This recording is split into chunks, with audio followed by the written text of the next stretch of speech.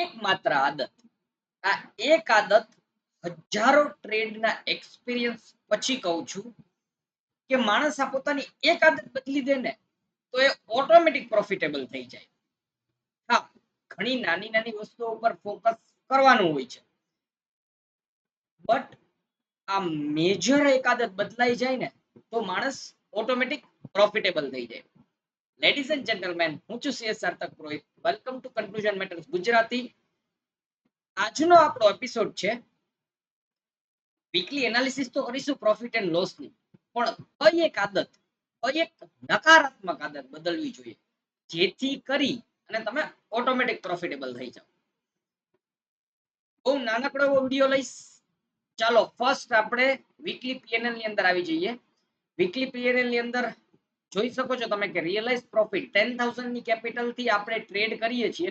એ બધાને આઈડિયા છે 9,000 ને પ્લસ તમારો અત્યારે પ્રોફિટ બતાવી રહ્યા છે 3,700 રૂપિયાની મેં બ્રોકરેજ અને ટેક્સીસ આપેલી છે. શું કામે ને કારણ કે અલગ પ્રકારની સ્ટ્રેટેજી ટેસ્ટિંગ ની અંદર ચાલી રહી છે આ અકાઉન્ટ ની અંદર. એના માટે થઈ અને રિયલાઇઝ પ્રોફિટ કે ઘરે કેટલો આવેલો છે કે 5,340 રૂપિયાનો પ્રોફિટ આવેલો છે. મારે આ નથી બતાવવું, મારે તમને બતાવવા છે ટ્રેડિંગ ડેઝ, કે ટ્રેડિંગ ડેઝ આપણા કઈ રીતે ગયા છે. કર્સર ઉપર ધ્યાન આપજો. 2 જૂન ફર્સ્ટ દિવસ હતો કે આ સોમવારનો દિવસ, ત્યારે આપણે ટ્રેડિંગ ની અંદર ફર્સ્ટ ડે લાઈવ ટ્રેડિંગ જ્યારથી સ્ટાર્ટ કરેલું છે. પહેલા દિવસનો લોસ છે 1,400 નો, સેકન્ડ દિવસનો લોસ છે 5,000 નો, થર્ડ દિવસનો લોસ છે 1,500 રૂપિયાનો, પછી 4,500 રૂપિયાનો પ્રોફિટ છે અને પછી 2,542 રૂપિયાનો પ્રોફિટ. એટલે ઓલમોસ્ટ 10,000 ની કેપિટલ અત્યારે રિયલાઇઝ પ્રોફિટ પ્રમાણે જોવા જોઈએ તો 19,000 ની આજુબાજુમાં અને બ્રોકરેજ ને બધું બાદ કરતા કરતા 16,000 ની આજુબાજુમાં થઈ છે. આ સ્ટ્રેટેજીની અંદર 10 પોઈન્ટ છે કે આપણે ટેકનિકલ પ્રમાણે માર્કેટ કઈ રીતે મૂવ કરે છે. પછી સેકન્ડ વસ્તુ છે કે ઓપ્શન ચેન એનાલિસિસ, થર્ડ છે ઇવેન્ટ બેસ્ડ માર્કેટ ટ્રેડિંગ કઈ રીતે કરવું જોઈએ. આરબીઆઈ પોલિસીનું એનાલિસિસ જોઈ લેજો પાછળના વિડીયોની અંદર જઈને.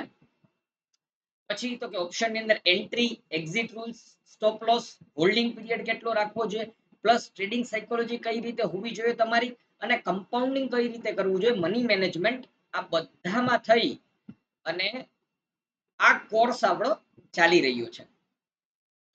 મારો ક્વેશ્ચન એ છે કે આ ટ્રેડિંગ ડેઝ છે, આનું એનાલિસિસ તમે કઈ રીતે કરો છો? શું 2 દિવસ લોસના અને 3 દિવસ પ્રોફિટના દેખાઈ રહ્યા છે? પછી તો કે યસ, 2 દિવસ નાનકડો લોસ છે, 3 દિવસ સારો એવો પ્રોફિટ છે. હા, બરાબર છે, એ પણ ઓબ્ઝર્વેશન કહી શકાય. આનાથી ઊંધું પણ હોઈ શકે ને કે માની લો કે 5 દિવસ કન્ટિન્યુ પ્રોફિટ કરે ને એક જ દિવસ પણ લોસ હોઈ શકે. એવું પણ પીએનએલ હોય છે લોકોનું, તમારું પીએનએલ પણ એવું હશે. પણ શું એ એક દિવસનો લોસ એ બહુ મેજર છે? આ યાદ રાખજો. ફટાફટ આવી જાઉં છું સ્ક્રીન ઉપર, કે સ્ક્રીનની ઉપર એ જ વાત કરવી છે મારે. ફર્સ્ટ માર્ક માર્વિની, કે જેમણે બહુ સરસ મજાની એક બુક પણ લખેલી છે સ્ટોક માર્કેટ ઉપર. એમણે પોતાના જીવનનો એક અનુભવ મૂકેલો છે કે પોતે એવું લખેલું છે કે never let your small loss turn into the big one. I will rather be out of the trade wishing I was in. એટલે શું કહેવા માંગે છે સાંભળજો. તમારો નાનકડો લોસ છે એને કોઈ દિવસ મોટા લોસ ની અંદર કન્વર્ટ ન થવા દો. માની લો કે મેં કોઈ પણ ટ્રેડ ની અંદર એન્ટ્રી કરી અને મેં સ્ટોપ લોસ બુક કરી લીધો, તો મારી ઈચ્છા શું હશે? કદાચ બે વસ્તુ થશે. મેં મારો લોસ બુક કરી લીધો તો બે વસ્તુ થશે, કા માર્કેટ ત્યાંથી રિકવરી આપશે, એટલે કે ભાઈ મારો લોસ જે મેં બુક કરી લીધો જો મેં ન કર્યો તો હું પ્રોફિટ ની અંદર હોત, અને બીજું શું થશે કે હું વધારે લોસ ની અંદર. તો માણસનું મગજ આપણું કઈ રીતે કામ કરે છે કે આપણે એક વખત લોસ ની અંદર આવીએ ને તો આપણે રિકવરીની હોપ ની અંદર બેઠા રહીએ છીએ. આ હોપ ની અંદર બેઠું રહેવું એ એકદમ ખરાબ વસ્તુ છે. વધુમાં વધુ શું થશે, તમે માની લો સ્ટોપ લોસ બુક કરી લીધો, તો સ્ટોપ લોસ બુક કર્યા પછી કદાચ એ ટ્રેડ રિવર્સ જ જશે, કદાચ એ ટ્રેડ પાછો પ્રોફિટ ની અંદર આવશે, પણ તમે તો તમારો નિયમ ફોલો કર્યો ને. એમની સાથે પ્રેક્ટિકલ લાઈફની થયેલી એક મેજર ટ્રેજિક ઇવેન્ટ છે કે એની અંદર એમને $1,00,000 નું નુકસાન કરવું પડ્યું. એમને એમ હતું કે ના યાર હજી રિકવરી થશે, હજી રિકવરી થશે, હવે થશે, હવે થશે, હવે થશે, એમ કરતા કરતા ને $1,00,000 ની મિસ્ટેક કરેલી છે. તો કહેવાનો મતલબ મારો ખાલી એટલો છે કે પહેલાના સમયના પીએનએલ પણ અમારા છે. કે જેની અંદર 5 દિવસ કન્સિસ્ટન્ટલી પ્રોફિટ હોય છે અને લાસ્ટ ડે આવતા આવતા મેજર લોસ ની અંદર કન્વર્ટ થાય છે. તો હંમેશા એવું યાદ રાખવું જોઈએ there are 4 types of days કે હંમેશા એક કોઈ પણ દિવસ હોય ને 4 ટાઈપના હોય છે. પહેલો શું છે તો કે બિગ પ્રોફિટ કે જેની અંદર તમને સારો પ્રોફિટ થાય છે. Very good. તો તમે તમારા જે વિનિંગ ટ્રેડ્સ હોય એ વિનિંગ ટ્રેડ્સ ને સારા એવા લોંગ ટાઈમ સુધી પકડી રાખતા હોય તો એ તમે બિગ પ્રોફિટ ડેઝ કહી શકો.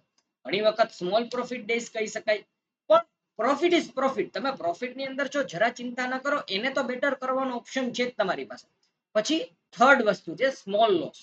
હવે માણસો કેવું હોય છે કેવું વિચારતા હોય છે કે મારે સ્ટોક માર્કેટની અંદર લોસ જ નથી કરવો.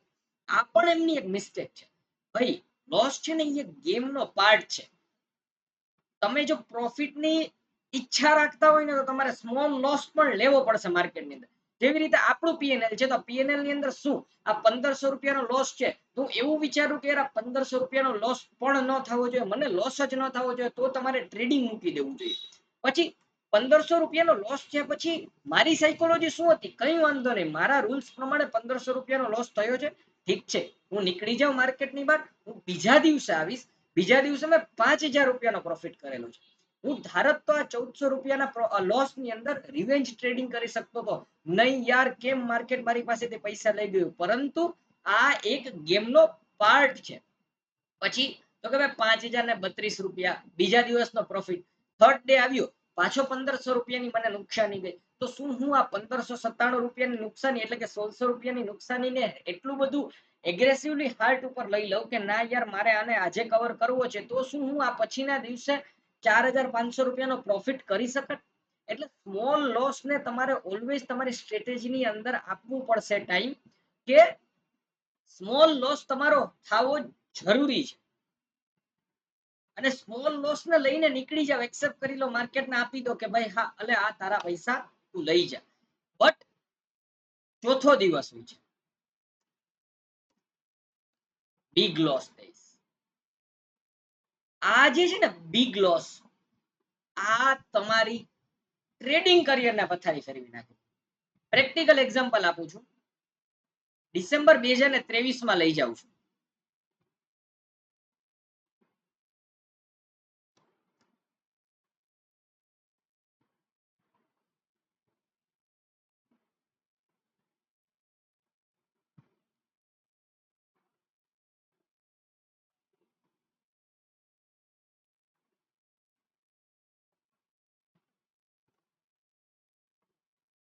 ડિસેમ્બર 2022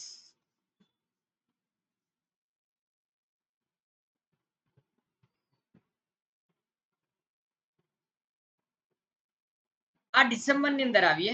ડિસેમ્બર ની અંદર ટોટલ રિયલાઇઝ પ્રોફિટ બતાવી રહ્યો છે 15000, એમની સામે ટેક્સીસ બતાવી રહ્યા છે 13000 અને માત્ર 2400 રૂપિયા અને અનરિયલાઇઝ પ્રોફિટ એટલે તમે એમ સમજો કે 4000 5000.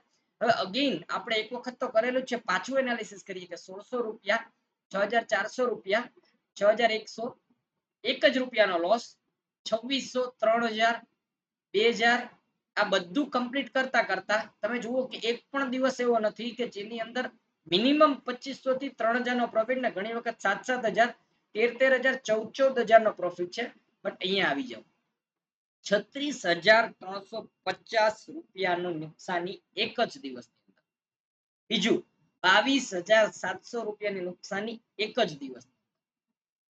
તો ડિસેમ્બર મહિનાના ખાલી આ 2 ડેઝ હું એક્સક્લુડ કરી દઉં ને, 2 ડેઝ સાંભળજો, 2 જ દિવસ હું કાઢી નાખું ને આખા ડિસેમ્બર મહિનાની અંદરથી, એટલે હું ઓલમોસ્ટ 80 થી 90000 પ્રોફિટની અંદર 2022 ની અંદર મેં ક્લોઝ કરેલું હોય. તમને પ્રેક્ટિકલી લાઈવ બતાવવા માટે થઈ. તો હંમેશા યાદ રાખવું જોઈએ કે 4 ટાઈપના દિવસ હોય, સાયકોલોજીની અંદર બેસાડી લેવું જોઈએ. અને આ કોઈ સિસ્ટમથી બિલ્ડઅપ નહીં થાય. આ તો તમારે તમારી જાતને ડેવલપ કરવી પડશે કે હા ભાઈ આજે નાનકડો લોસ થયો છે, સ્ક્રીન બંધ કરી મારે ઊભું થઈને વયું જવું છે. તમે વિચારો કે તમે કઈ રીતે આ વસ્તુને અપનાવી શકશો અને જરૂરથી કમેન્ટની અંદર કહો મને કે તમે બિગ લોસ ડેઝ ને કઈ રીતે અવોઇડ કરશો અને તમે ઓટોમેટિક પ્રોફિટેબલ બની જશો, એ મારી ગેરંટી સાથે. હું છું CS Sarthak Purohit. I hope કે આ નાનકડો but to the point video તમને ગમ્યો હોય.